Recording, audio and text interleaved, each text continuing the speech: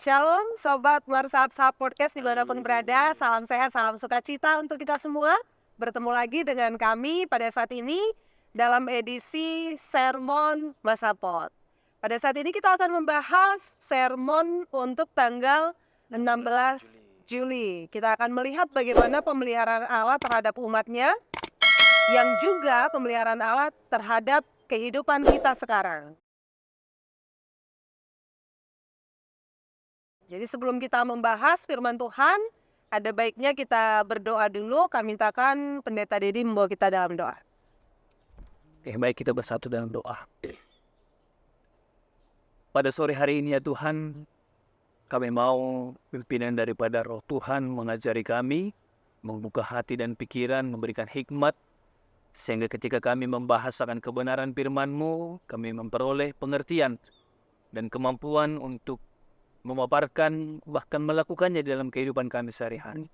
Terima kasih Bapa di surga, inilah doa kami dalam Kristus Yesus Tuhan dan Juru Selamat kami yang hidup. Amin. Amin. Ya, Sobat Marsahap Podcast, kami bersyukur sekali ternyata antusias dari teman-teman semua itu bisa kami rasakan ya. Ada peningkatan dari subscribe dan juga viewer, makasih untuk semuanya. Dan kami berharap Nasiam bisa tetap setia mendukung kami dalam program ini. Baik, kita akan melihat firman Tuhan dalam Mazmur 65 ayat 1 sampai dengan ayat yang ke-9. Mazmur 65 ayat 1 sampai dengan ayat 9, demikian firman Tuhan. Nyanyian syukur karena berkat Allah. Untuk pemimpin biduan, Mazmur Daud, nyanyian. Bagimulah puji-pujian di Sion, ya Allah, dan kepadamulah orang membayar nazar. Engkau yang mendengarkan doa, kepadamulah datang semua yang hidup karena bersalah. Bila mana pelanggaran-pelanggaran kami melebihi kekuatan kami, engkaulah yang menghapuskannya. Berbahagialah orang yang engkau pilih dan yang engkau suruh mendekat untuk diam di pelataranmu. Kiranya kami menjadi kenyang dengan segala yang baik di rumahmu, di bait-Mu yang kudus. Dengan perbuatan-perbuatan yang dahsyat dan dengan keadilan Engkau menjawab kami, ya Allah yang menyelamatkan kami. Engkau yang menjadi kepercayaan segala ujung bumi dan pulau-pulau yang jauh-jauh. Engkau yang menegakkan gunung-gunung dengan kekuatan-Mu, sedang pinggangmu berikatkan keperkasaan. Engkau yang meredakan deru lautan, deru gelombang-gelombangnya, dan kegemparan bangsa-bangsa. Sebab itu orang-orang yang diam di ujung-ujung bumi takut kepada tanda-tanda mukjizat-Mu. Tempat terbitnya pagi dan petang Kau buat bersorak-sorai. Sampai demikian pembacaan firman Tuhan. Sekarang kita sebelum masuk ya, melihat bagaimana pemeliharaan Allah dalam kehidupan umatnya, umat Israel, dan juga dalam kehidupan kita sekarang, umat Allah. Ini kita mau lihat dulu, latar belakang dari kitab Mazmur 65 ini ceritanya apa? Mengapa ini bisa timbul? Mengapa ada nyanyian syukur? Karena berkat Allah pada saat itu. Nah, ini kita mulai dulu dari Pendeta Rim. Ya, jadi terima kasih Pendeta Agnes. Kalau melihat Mazmur ya, secara keseluruhan sebenarnya Mazmur ini kan ungkapan pengalaman rohani berdasarkan pengalaman yang terjadi secara real dalam kehidupan mereka. Namun hal yang menarik kalau kita baca dari setiap ayat di pasal 65 ini, bahkan sampai di ayat 14, secara gamblang sebenarnya pemazmur menunjukkan ada ucapan syukur. Ucapan syukur yang dia deskripsikan dengan berbagai hal. Ada tentang karena Tuhan mendengarkan doa, ada masalah tentang pengakuan dia terhadap Tuhannya. Jadi mungkin secara umum kalau menurut saya latar belakang dari isi dari Mazmur 65 ini adalah tentang nyanyian syukur. Walaupun memang judulnya udah nyanyian syukur ya, tapi secara deskripsinya apa yang diungkapkan dia di sini, dia mau menunjukkan bahwasanya segala sesuatu yang terjadi dalam kehidupannya dan apa yang dia kerjakan itu adalah bentuk dari perbuatan Allah dan dia mensyukuri akan hal itu. Mungkin sederhananya begitu, Pendeta. Baik. Oke. Pendeta Dedi. Oke, terima kasih. Kalau saya melihat teks kita, terkhusus dalam Mazmur 65, memang jelas ya, kita bersyukur itu harus ada sebabnya. Apa penyebabnya kita bersyukur? Jadi latar belakangnya saya perhatikan di sini memang karena pemazmur benar-benar merasakan berkat dari Allah. Jadi berkat itu kan begitu banyak sebenarnya Bang ya. Jadi berkat itu bisa dilihat dari bagaimana terkhusus tentang penyertaan Allah di dalam kehidupannya. Namun boleh juga kita lihat kalau kita baca secara keseluruhan, khusus di Mazmur 65 ini, pemazmur mau menyebutkan dia bersyukur kepada Tuhan, dia bernyanyi kepada Tuhan lewat berkat Allah di mana mereka mendapatkan hasil yang melimpah. Tapi hasil yang melimpah dalam artian adalah bahwa semuanya itu adalah karya Tuhan, pekerjaan Tuhan. Jadi undangan supaya setiap orang yang merasakan berkat itu datang loh untuk memuji Tuhan. Kira-kira seperti itu saya melihat teks kita ini, ditambah yang dibilang Bang Pendeta Rim tadi. Berarti pada saat itu mereka, ini memang ceritanya mereka sedang menerima berkat dari hasil panen ya, Bisa ya. dari tumbuh-tumbuhan atau apapun yang mereka kerjakan begitu. Nah, ini alasan mereka datang untuk mengucap syukur kepada Tuhan. Jadi memang tadi kalau pendeta Rim mengatakan karena Tuhan sudah mendengarkan doa mereka, jadi mereka datang. Ya, ini juga pendeta Dedi mengatakan karena mereka sudah bisa mendapatkan hasil yang melimpah. Artinya dari sini kita bisa melihat untuk sobat-sobat di rumah yang mendengarkan ini, bahwa ungkapan syukur itu datang dari dalam. Dari apa yang sudah mereka rasakan, dari apa yang sudah mereka alami gitu. Jadi ada dorongan untuk bisa datang kepada Tuhan. Kemudian kalau kita bisa melihat ya, ayat demi ayat dari Mazmur 65 ini, boleh Pendeta Dedi menjabarkan bagian-bagian pointernya? Nah, kalau saya melihat pointernya di sini yang pertama kan ini sebenarnya pemazmur mau menyatakan apa yang menjadi alasan dia datang beribadah kepada Tuhan. Apa menjadi alasannya supaya tumbuh suatu nyanyian syukur itu kepadanya. Tadi sudah kita lihat dari ayat per ayat ya. Kalau dalam ayat 2 sebenarnya sudah jelaskan memang dia sudah menyadari bahwa alamat puji-pujian itu hanya kepada Tuhan loh. Karena apa? Karena memang sekalipun hasil panen tidak melimpah secara keinginan kita, tetapi ada keyakinan pemazmur bahwa Tuhanlah yang menjadikannya itu. Tuhan tetap bekerja ada di situ. Jadi supaya kita jangan terjebak juga, kita bersyukur oleh karena hasil melimpah ya Bang ya.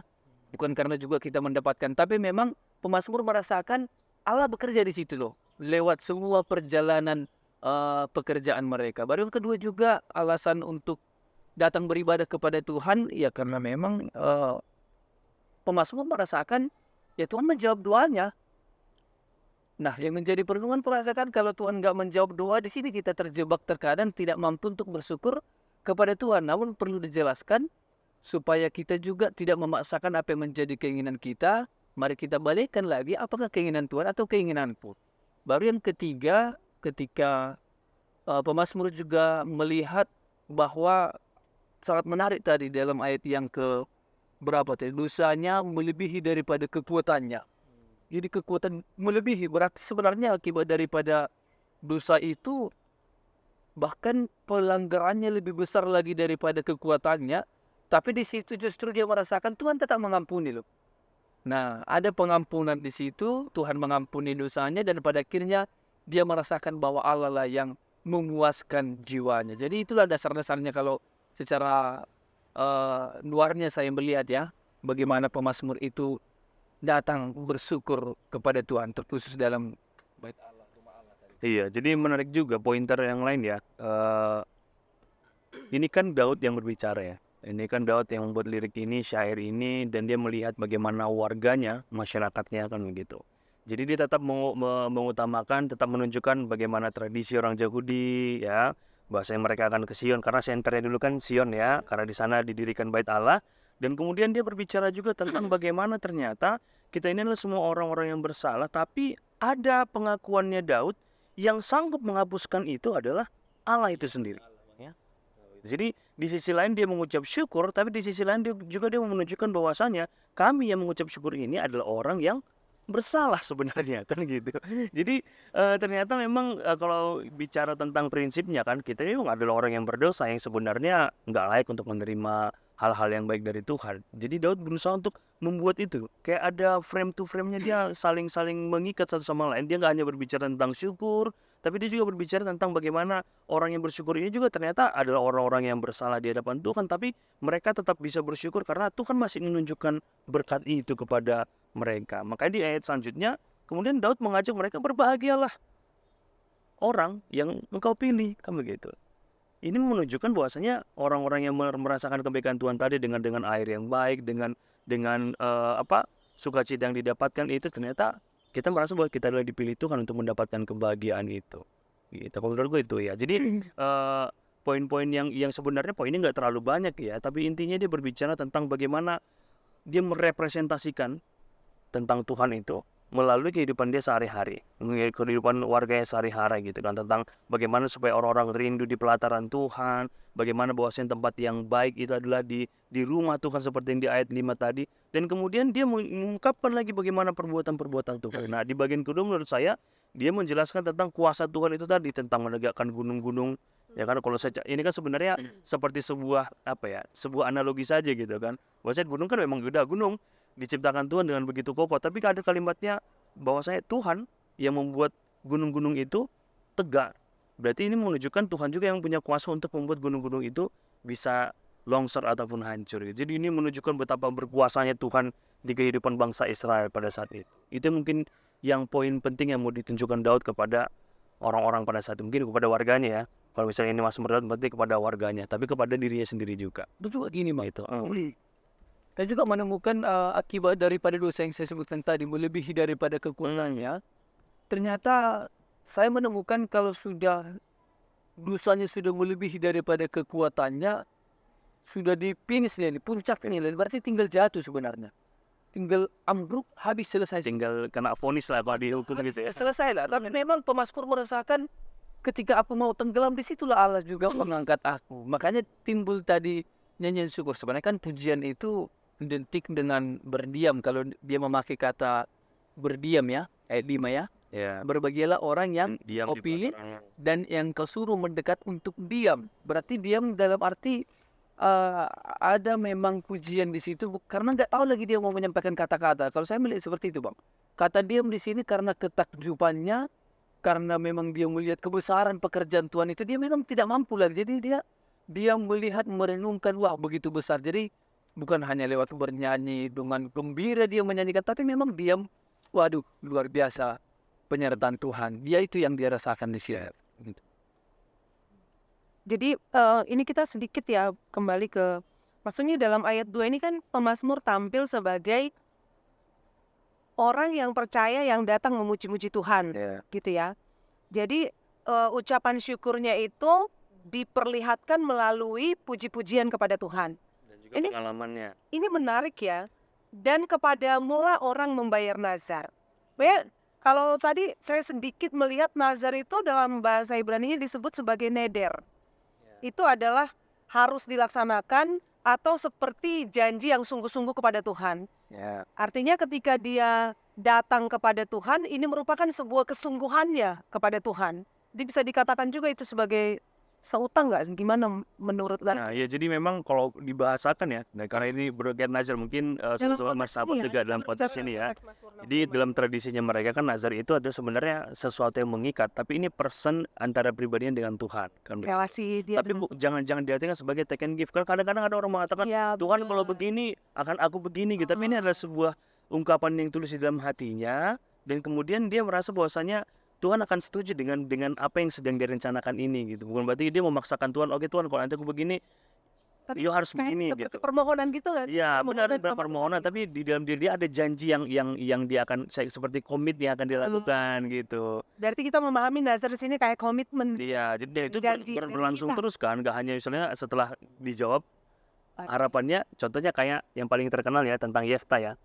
Yefta kan orang yang bernazar pada Tuhan. Tuhan Ya. karena Serem loh siapa ceritanya. itu serem ya. Iya, karena itu saking menggabung-gabung, tapi kan itu bahwasanya ketulusannya, sukacitanya, siapapun yang pertama kali keluar dari pintu itu akan kupersembahkan. Ternyata borunya yang keluar. Ternyata borunya kan. Nah, tapi itu di perjanjian lama ya. Jadi sekarang mungkin istilah nazar ini ya nggak perlu digembar-gemborkan kali ya. Nggak perlu. Tapi ini lebih kepada pemahaman diri ya, komitmen diri tentang intensitas hubungan dia dengan Tuhan dan bagaimana dia janji kepada Tuhan. Walaupun sebenarnya kalau kita pikir nggak perlu bernazar pun, kita memang tanggung jawab kita udah arah ke sana kan gitu. Dalam hal-hal tertentu mungkin sekarang masih ada juga orang-orang yang bernazar, bahkan ilustrasi-ilustrasi lucu-lucuan pun ada tentang bernazar kan. Tapi Maksudnya nggak jadi gitu. sini kita bisa juga mengarahkan sobat-sobat Masapot yang ada di rumah bahwa ini sebagai janji dan kesungguhan kita kepada Tuhan, bahwa ketika kita datang mengucap syukur kepada Tuhan, kita melibatkan hati dan ketulusan kita. Iya Ya. betul. Tapi nggak juga. Sebenarnya pemazmur di sini kan mengajak juga, mengajak supaya orang yang merasakan berkat Tuhan itu Memberi. datang kepada Tuhan. Jadi alamannya tetap bagimulah puji-pujian. Baru ini adalah sebagai suatu bentuk respon sebenarnya. Jadi selain daripada komitmen tadi itu, jadi kita juga orang yang merasakan berkat itu harus ada dong respon dari kita. Masa nggak ada respon? Iya bentuk Jadi, nazarnya seperti itu. Najarnya nggak respon. Makanya ada orang yang bilang kan, lebih baik tidak bernajar daripada kita berjanji tapi tidak menepati najar kita. Jadi ada orang mengatakan lebih baik kita tidak bernajar Daripada bernazar. Daripada- bernajar tapi tidak menepati nazarnya. Jadi memang menarik itu. najar itu sebagai respon aja. Respon kita makanya tergantung apakah kita merasakan berkat Tuhan atau tidak. Iya. Tapi orang yang benar-benar merasakan berkat itu sumbernya dari Tuhan, alamatnya juga pasti kepada Tuhan. Jadi di situ dia di respon sebenarnya. Tapi memang sebenarnya nggak semua orang sanggup untuk bernazar. Enggak. Ya kan? Karena ini kan berbicara tentang sebuah komitmen tadi kan gitu. Jadi kalau ada orang yang mengingkar nazar, ya gimana ya? Kesannya kayak ini sesuatu yang sama diri sendiri. iya latihan diri. Tapi itu kan orang yang bernazar itu kan benar-benar kayak ada sebuah kesungguhan dari dalam dirinya kan. Jangan jatuh juga jadi Jangan jatuh. pada diri Iya. sendiri jadinya kan. Betul.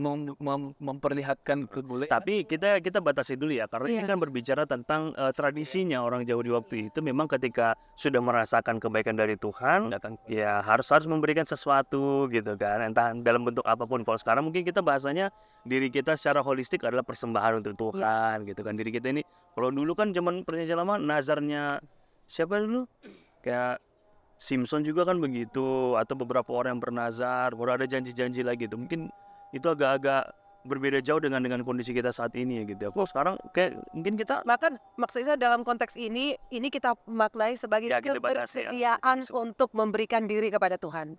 Kita ke situ kita aja. batasi ke situ Kita ya. batasi ke situ aja supaya jangan terlalu luas ya. Nah ini juga menarik.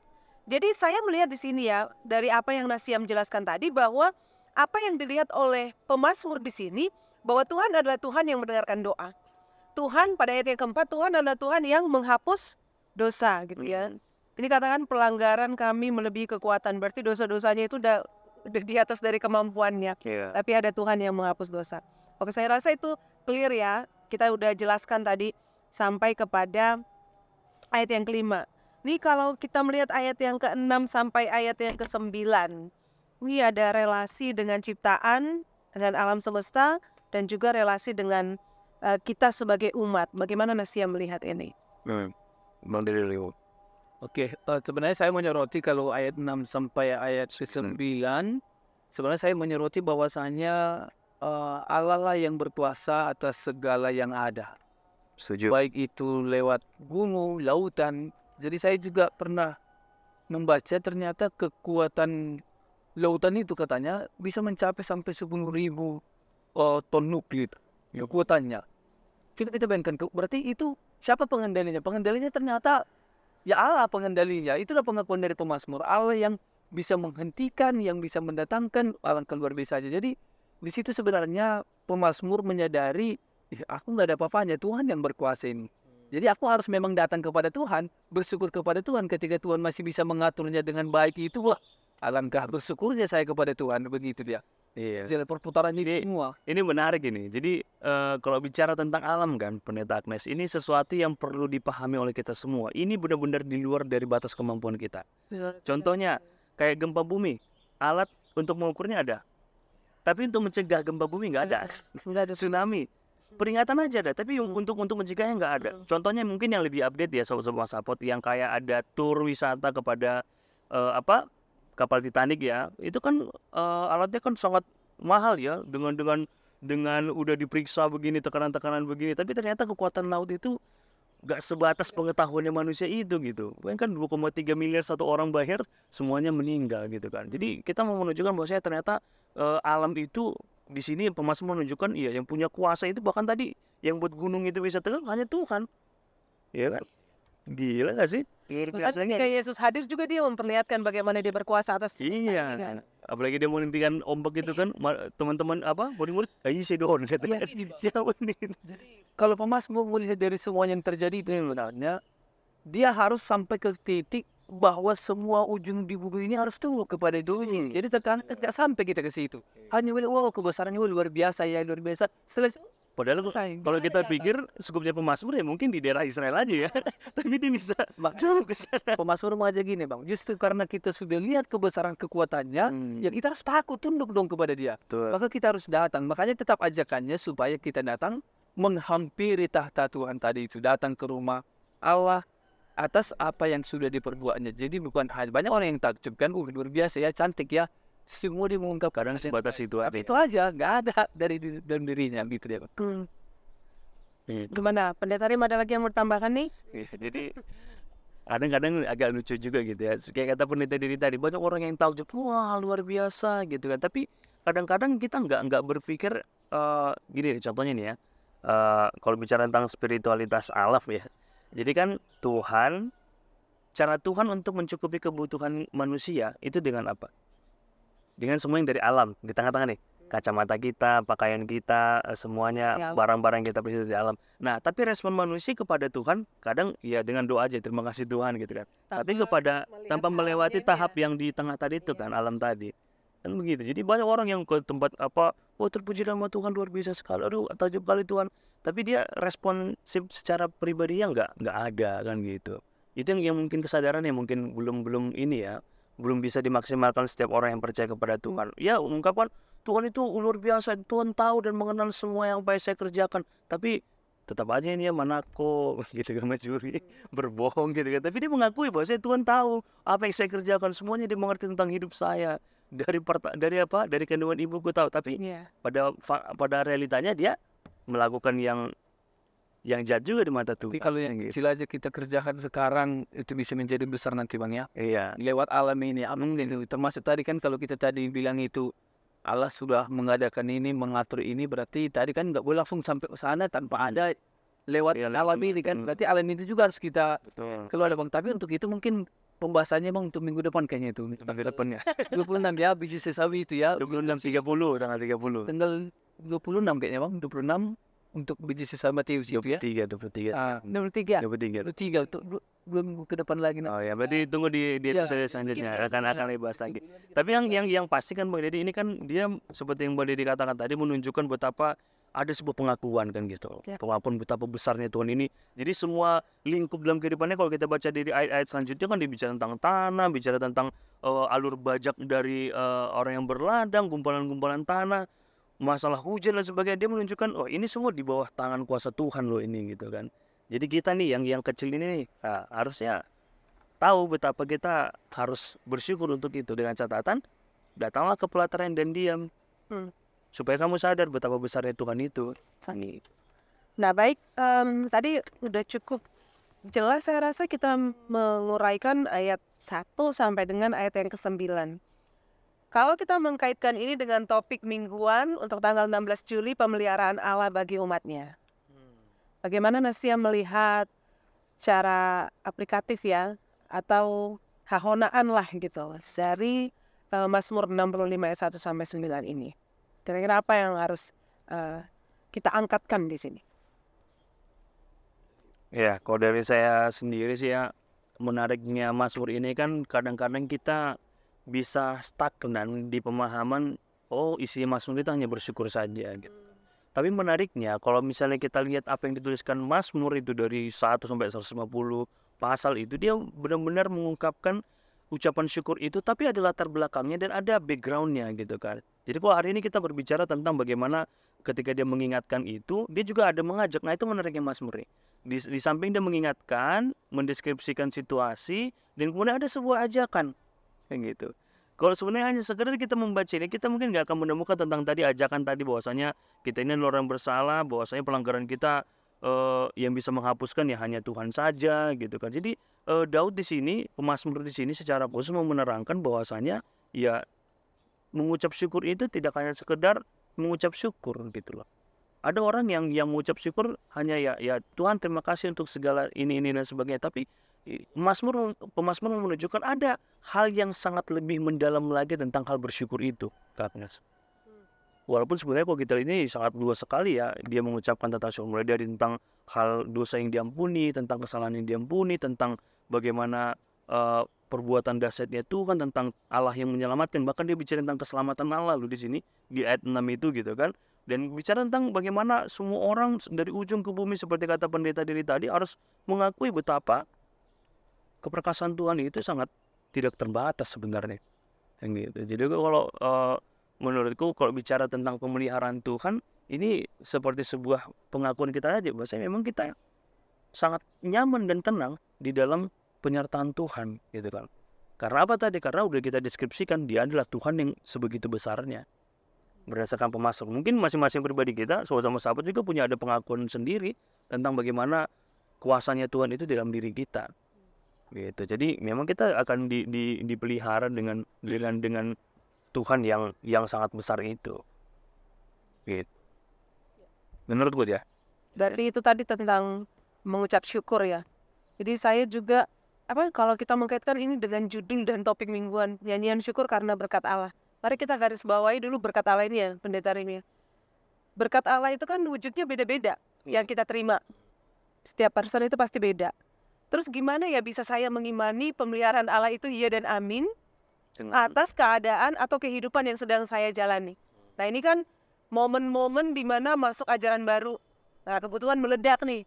Yang punya anak 3, yang punya anak 4, yang punya anak 2, yang apalagi yang ini ya dari SMP ke SMA, yang kuliah itu. Gimana ya bisa mengimani dan mengamini pemeliharaan Tuhan itu dengan mengucap syukur? Gimana menurut Pendeta Remy itu? Gimana ini kan menyangkut iman ya, kepercayaan ya. Oh ya aku percaya ya Yahova Zireh, Allah menyediakan Zaubah Zireh gitu, Allah menyediakan. Tapi ini Tuhan gak ada uang ini.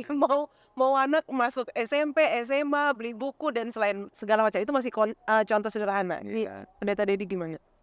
Baik, yang pertama kita harus memfokuskan dulu. Artinya jangan kalau kebutuhan kita tidak terpenuhi Allah tidak bekerja. Ya. Harus sampai kita ke titik itu. Jadi jangan kita merasa ketika kita menginginkan ini, oh Tuhan memberi, maka di situ Allah bekerja. Jadi ketika Allah tidak memberi, berarti kita tidak menerima apa yang kita butuhkan, Allah tidak bekerja.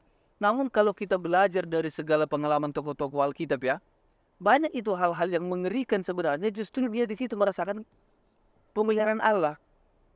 Bahkan lewat sakit, di situ dia merasakan pemeliharaan Allah. Setuju. Nah, contoh Paulus kan, duri dalam daging misalnya kan. Justru karena ada duri dalam daging dalam dirinya itu dia semakin bisa melihat, ya dia semakin menyatukan dirinya dengan Tuhan.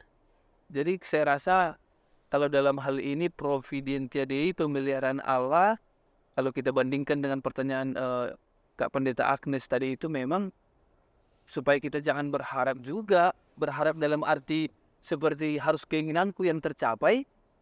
Kalau nggak tercapai berarti Tuhan nggak memelihara aku. Di situ dia. Jadi supaya nggak terjebak kita di situ Bang. Betul. Karena nanti supaya nggak jatuh orang kan ketika nggak terpenuhi. Ada lagi. Nah, kalau aku pandangannya ada lagi seperti ini gitu kan, yang sering saya khotbahkan juga gitu. Berkat Tuhan itu ada 2 jenis gitu. Yang pertama itu ketika semua doa dan harapan tercapai gitu kan, semua ekspektasi kita seturut dengan kehendak Tuhan, dan itu adalah berkat kan gitu. Dan di bagian yang kedua adalah ketika kita mengalami permasalahan, kita bertahan dan kita bisa melewati permasalahan itu. Menurut saya itu termasuk berkat juga kayak gitu. Jadi jangan kita kayak teologi kemakmuran ya. Bahwasanya ketika kita dekat dengan Tuhan harusnya semuanya fine aja gitu kan. Seperti kata Bang Dedi tadi. Jadi walaupun ketika dalam pergumulan dan permasalahan ya bukan berarti Tuhan diam di situ. Tapi Tuhan sedang bekerja dan itu akan melihat bagaimana pertumbuhan kita dalam proses itu tadi kan gitu. Nggak bisa kita pahami cara kerja Allah. Iya, nggak bisa kalau dipahami dia bukan Allah lagi. Tapi kita akan bertahap-tahap terus belajar tentang bagaimana cara kerja Allah dalam kehidupan kita. Jadi sebuah pengakuan diri kan begitu. Walaupun standar kita nggak mungkin kita samakan dengan standar orang lain. Saya begini kok, kamu harus begitu, nggak bisa. Oh jadi banding kayak kata. Karena ukuran sepatu kita beda ya. Beda. Walaupun sama mungkin. Kayak gitu juga. Oke, jadi memang untuk sobat Mersab podcast yang ada di rumah, Dari hal ini kita bisa melihat bahwa jangan takut terhadap segala keadaan karena Tuhan tetap bekerja dan bertahan juga merupakan bagian berkat Ya. Tuhan berikan bagi kita ketika kita melewati musim dan fase episode kehidupan. Oke? Tadi Pendeta Didi belum ada untuk refleksi. Oke, kalau refleksinya saya rasa gini aja, supaya landing, mari kita duduk sejenak aja dulu. Duduk hening, tenang, tapi kita rasa di situ ada pujian kita. Mungkin bagaimana kita mempraktekkan ini. Duduk hening dulu kan, lihat di sekelilingmu, lihat dirimu, lihat keadaanmu, lihat perilakumu yang selama ini, lihat tingkah lakumu. Tapi sampai sekarang, kok saya masih bisa mendapatkan ini ya? Justru di situ kita sebenarnya harus timbul rasa, aduh syukur ya Tuhan, terima kasih Tuhan atas segala berkat-Mu. Banyak orang juga yang sampai sakit parah, tapi dia masih merasakan, Tuhan ada bersama aku. Di situ loh berkat Tuhan itu. Makanya pemazmur kan hanya dekat dengan Tuhan saja aku tenang kan, walau dalam sakit dia, walau dikejar, walau dalam apa, tapi di situ dia duduk dekat.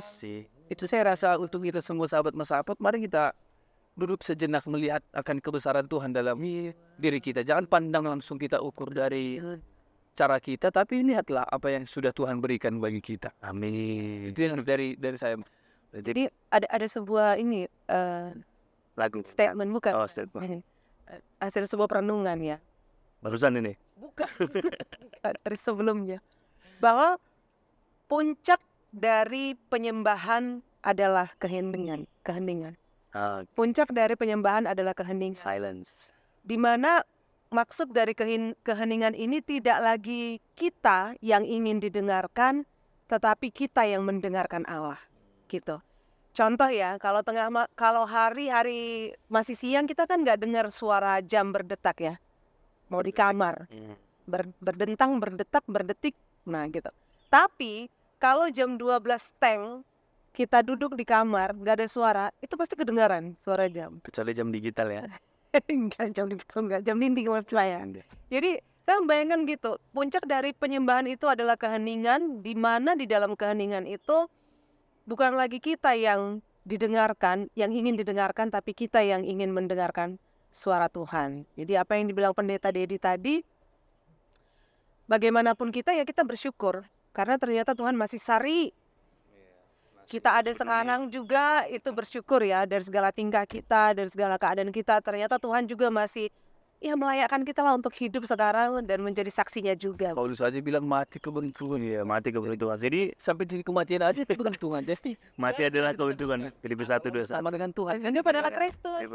Jadi memang Kristus. yang kita pahami kan, jadi kayak di semua Alkitab kita ini kan, setiap orang itu kan yang pilihan Allah itu selalu punya momen untuk hening kan gitu, menyendiri, untuk mencari, untuk berbicara dengan Tuhan gitu kan. Dan Kayak Musa, pokoknya hampir semua tokoh, Elisa, Elia itu bahkan ada momen di mana mereka ketika sudah benar-benar kayak contohnya Elia ya, ketika dia aduh aku nggak bisa mengalahkan ini, aku bagaimana aku membunuh banyak orang gitu kan. Akhirnya ketika dia diam dan kemudian Tuhan berbicara kepada itu, membuat dia menjadi pribadi yang lebih kuat lagi, yang lebih luar biasa lagi gitu. Jadi harapannya juga kepada sobat-sobat Masa Podcast juga ya, dengan diam dalam pelataran Tuhan bukan berarti apa ya, tanpa bekerja ya. Istilahnya ada momen di mana kita memberikan waktu seperti kata Pendeta Alexander untuk Tuhan berbicara kepada kita. Atau kejadian kita yang terlalu sibuk memikiri ini itu, anak-anak mau sekolah, bayaran ini ya, tapi kita lupa bahwasanya ternyata Tuhan juga pengen didengar gitu ya. Jadi kita harus memberikan waktu untuk kepada diri kita, untuk hening, untuk bisa merasakan intimacy. Wah, itu yang lebih enak ya, hubungan yang lebih dekat lagi dengan Tuhan. Supaya walaupun nanti permasalahannya ini dan itu, kita lebih struggling menghadapi itu, lebih bisa punya Struggle kekuatan. inside. Struggle inside, Iya, jadi health outside. ya, semoga ini bisa membantu kita ya untuk bisa semakin memahami pemeliharaan Tuhan dalam hidup kita, bahwa pemeliharaan Tuhan itu tidak hanya berbicara tentang kecukupan, tetapi pemeliharaan Tuhan itu juga berbicara tentang ucapan syukur dan puji-pujian, di mana di dalam penyembahan dan puji-pujian itu kita tidak hanya sekedar menyuarakan, bersuara, tetapi kita tunduk kepada suara Tuhan. Tuhan, ada ketundukan dan juga ketaatan untuk mewartakan kebaikan dan kekuasaan Tuhan dalam kehidupan kita. Gimana? Masih ada lagi dari Nasiam? Closing statement begitu kira-kira? Ya kalau bicara syukur banyak ya Bang ya. Banyak. Cuma Puas banget kayaknya coba kayak itu poin-poin yang tadi itu mungkin lebih mengajak sobat-sobat masa podcast untuk bisa lebih apa ya, menemukan kesadaran diri tentang kita ini memang harus bersyukur selalu gitu. Bersyukur Harus tahu alasannya, Bang. harus tahu alasannya.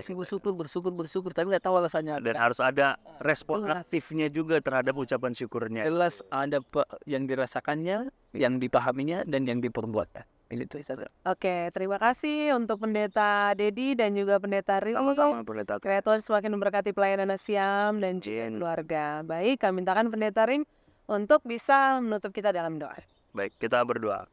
Bapa di surga, terima kasih Tuhan untuk segala kebaikan-Mu dan segala kuasa-Mu yang begitu luar biasa yang bisa kami lihat sampai hari ini Tuhan.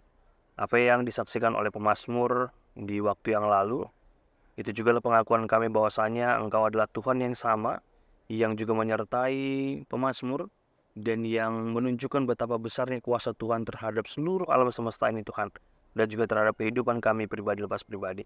Ajar kami untuk selalu mengucap syukur, ajar kami untuk selalu memiliki kesadaran bahwasanya Tuhan tidak pernah meninggalkan kami, bahwasanya Tuhan akan selalu memelihara kami dalam segala kondisi kami, baik kami yang sedang berduka, baik kami yang sedang bersuka cita, yang penuh berkat ataupun yang sedang dalam banyak pergumulan. Kami percaya bahwasanya Tuhan akan selalu memberikan banyak pengajaran, ada makna yang perlu kami gali lebih dalam lagi, sehingga kami semakin dewasa dalam Kristus, dan kami semakin memiliki kekuatan yang daripada Tuhan dan hidup di dalam terang Tuhan. Terima kasih Bapa, di dalam Yesus Kristus kami berdoa dan mengucap syukur. Amin. Amin. Sampai bertemu. Sama-sama. Yesus memberkati.